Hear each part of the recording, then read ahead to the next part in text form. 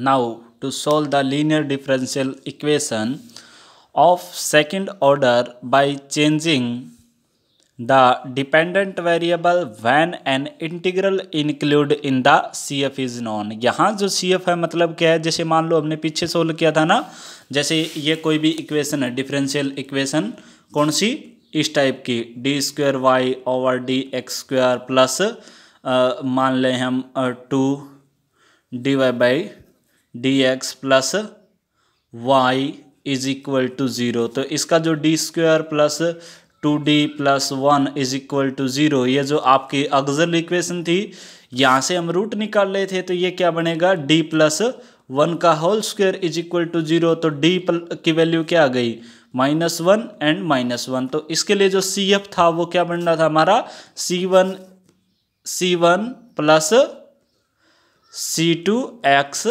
e power -x। So this one is CF।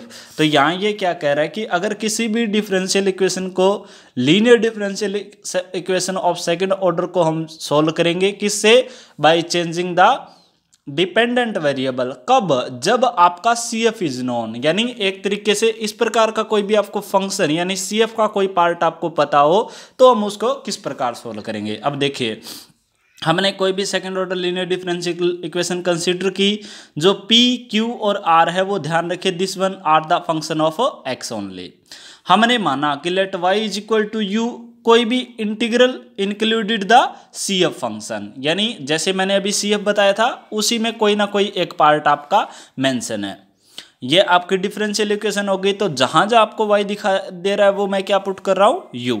Clear, ये हो गया। तो ये क्या हो गया, डबल डेरिवेटिव ऑफ u, तो उसको हमने u2 से डिनोट कर दिया, सिंगल डेरिवेटिव ऑफ u को हमने u1 से डिनोट कर दिया, और ये आपका u आ गया। क्लियर। अब हम मान रहे हैं कि y इज इक्वल टू कोई भी फंक्शन है u इंटू वी हमने कंसिडर किया।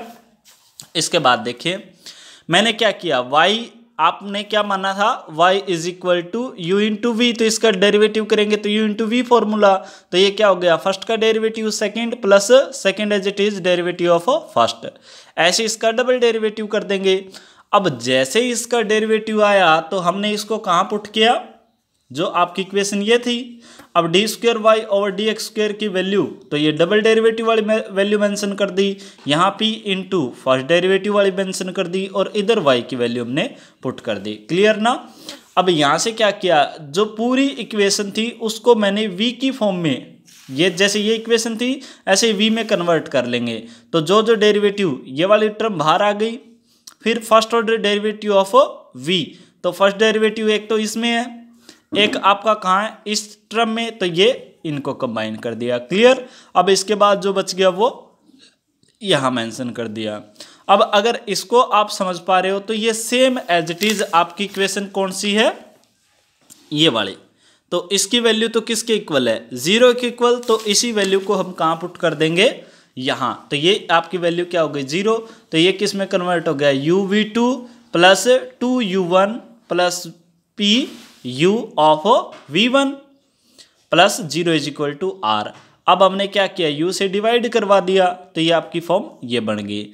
अगर आप यहाँ पुट करो, जैसे हमने पीछे एक्सरसाइजों में पुट किया था कि फर्स्ट डेरिवेटिव ऑफ v को हमने क्या मान लिया, p, सेकेंड डेरिवेटिव को इसी का डेरिवेटिव, तो dp बाई dx हो गया। तो यहाँ ये तो बन गया आपका dp बाई dx, इधर आपका 2u1 upon u into plus p आपका एज इट इज, और यहाँ v का फर्स्ट ऑर्डर डेरिवेटिव, तो इसको आपने क्या बोला, यहाँ से p और r बाई u आ गया। Clear. So this one is convert in your linear differential equation of first order. अब इसके लिए इंटीग्रेटिंग फैक्टर निकालते हैं। क्या होता है इंटीग्रेटिंग फैक्टर, e की पावर p dx, तो यहाँ से ये वाली वैल्यू dx, इसको आप इंटीग्रेट करोगे तो अलग अलग हो जाएगा। तो ये क्या हो गया, 2, नीचे का डेरिवेटिव ऊपर है, तो ये क्या हो गया, log of u plus p dx। Clear ना। अब ये 2 पावर ऊपर चली गई, तो e of log of u square into e of p dx, ये किसके इक्वल हो गया, u स्क्वायर। अब p अननोन है तो ये एज इट इज रह जाएगा। क्लियर।